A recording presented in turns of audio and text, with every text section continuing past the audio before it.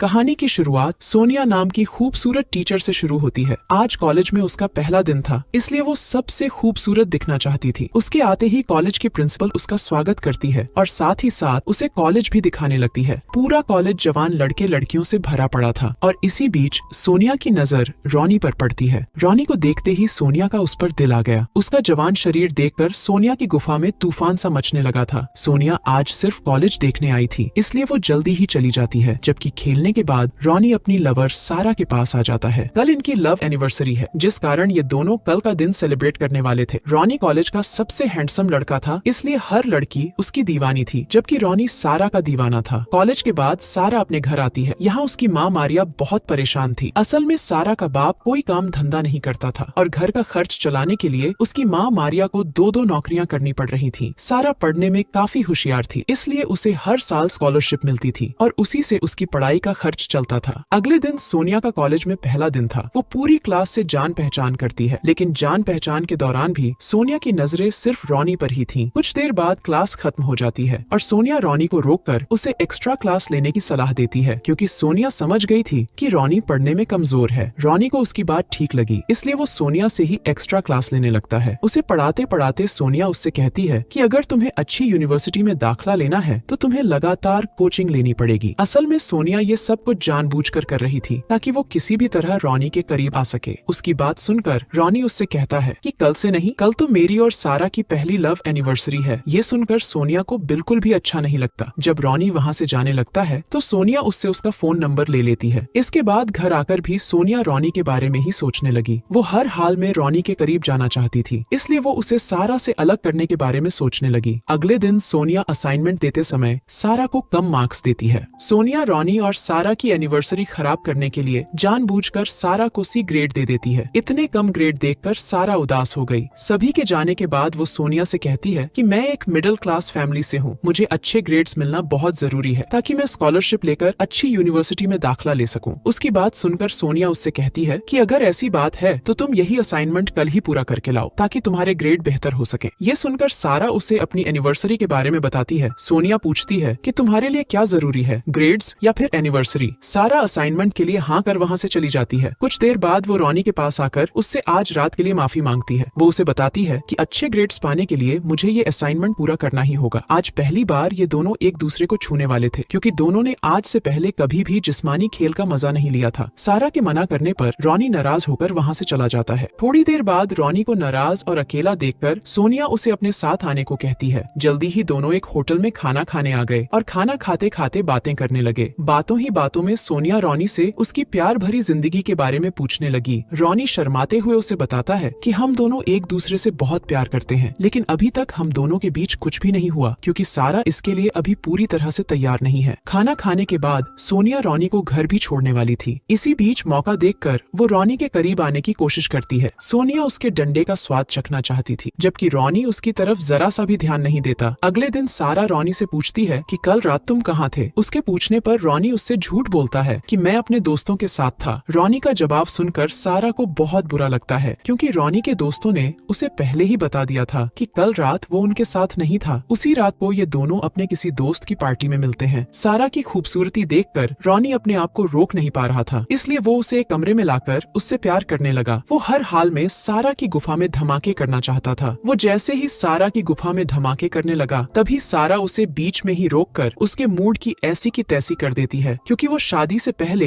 ये सब नहीं करना चाहती थी। रॉनी कब से इस दिन का इंतजार कर रहा था, लेकिन सारा ने उसकी सारी उम्मीदों पर पानी फेर दिया था। उधर सोनिया खुद ही अपनी गाड़ी खराब कर रॉनी को उसकी मुरम्मत करने के लिए अपने घर बुला लेती है। रॉनी सोनिया की गाड़ी ठीक तो कर देता है, पर गाड़ी को ठीक करने में उसके हाथ गंदे हो गए थे। सोनिया उसके हाथ साफ करवाने उसे अपने घर के अंदर ले आती है। हाथ साफ करते करते वो फिर से रॉनी के करीब आने की कोशिश करने लगी। उसका बदन देखकर रॉनी भी अपने आप को रोक नहीं पाता और देखते ही देखते उसकी गुफा में धमाके करने लगता है। दरअसल सारा ने रॉनी को अभी तक अपने करीब नहीं आने दिया था, इसलिए वो आज अपने आप को रोक नहीं पाता और अपनी टीचर के साथ ही संबंध बना लेता है। कुछ दिनों बाद सोनिया फिर से सारा को कम ग्रेड्स देती है, जिसे देखकर सारा सोच में पड़ जाती है कि आखिर क्यों सोनिया उसे बार बार कम ग्रेड्स दे रही है, जबकि उसने तो असाइनमेंट बहुत अच्छा किया था। इसी बीच उसकी नजर सोनिया और रॉनी पर पड़ती है, जो एक बंद क्लासरूम में अकेले थे। उन दोनों को इस तरह देखकर सारा को रॉनी पर शक होने लगता है। इसी शक के चलते वो रोनी का पीछा करने लगती है। वो देखती है कि रोनी सोनिया के घर आया है। जब रोनी घर के अंदर चला गया तो सारा अपनी गाड़ी से निकलकर सोनिया के घर के अंदर झांकने की कोशिश करने लगी। घर के अंदर साला रोनी और सोनिया लिपटा लिपटी कर रहे थे। सारा भी उन्हें देख लेती है। उसे पता चल जाता है कि साला रोनी उसे धोखा दे रहा है और ये देखकर वो रोते रोते वहाँ से भागने लगी। सारा को भागते हुए रोनी ने देख लिया था, जिस कारण वो सोनिया को छोड़कर सारा के पीछे भागता है। वो सारा को रोककर उससे माफी मांगता है। वो उससे कहता है कि मैं कुछ समय के लिए बहक गया था, मगर आगे से ऐसा कुछ भी नहीं होगा। मैं तुमसे बहुत प्यार करता हूँ सारा, और मैं तुमसे अलग नहीं हो सकता। उसकी प्यारी प्यारी बातें सुनकर सारा मान गई और उसने रोनी को माफ भी कर दिया। रात को रोनी अपने घर में बैठा टीवी देख रहा था। तभी उसे सोनिया का मैसेज आता है, लेकिन रोनी उसके किसी भी मैसेज का जवाब नहीं देता। सोनिया की गुफा में आग लगी हुई थी, जिसे रोनी का डंडा ही शांत कर सकता था, लेकिन रोनी ने उससे दूर रहने का मन बना लिया था। अगले दिन कॉलेज में भी रोनी सोनिया की तरफ जरा सा भी ध्यान नहीं देता। रोनी का बदला रूप देखकर सोनिया बेहद परेशान हो गई। उसे रोनी पर बेहद गुस्सा आ रहा था और तभी वो कुछ सोचकर सारा को अच्छे ग्रेड दे देती है। अपने ग्रेड्स देखकर सारा उससे कहती है कि तुम ये मत समझना कि अच्छे ग्रेड्स के लालच में मैं तुम्हें माफ कर दूंगी। इतना कहकर वो वहाँ से चली जाती है। सोनिया को पूरी उम्मीद थी कि रोनी अभी भी उसे ही पसंद करता है, मगर जब वो रोनी से मिलने पहुँचती है तो रोनी उससे सारे रिश्ते तोड़ने की बात करता है। वो कहता है कि मैं तो बस तुम्हारा बदन देखकर बहक गया था, जबकि प्यार तो मैं सिर्फ सारा से ही करता हूँ। इतना कहकर वो वहाँ से जाने लगा। रोनी को जाते देख सोनिया को उस पर गुस्सा आने लगा था और अपने इसी गुस्से के कारण वो अपनी गाड़ी से रोनी को कुचलकर जान से मार देती है। इसके बाद पहले वो रोनी का खून सारा की गाड़ी के बम्पर पर लगाती है और फिर अपना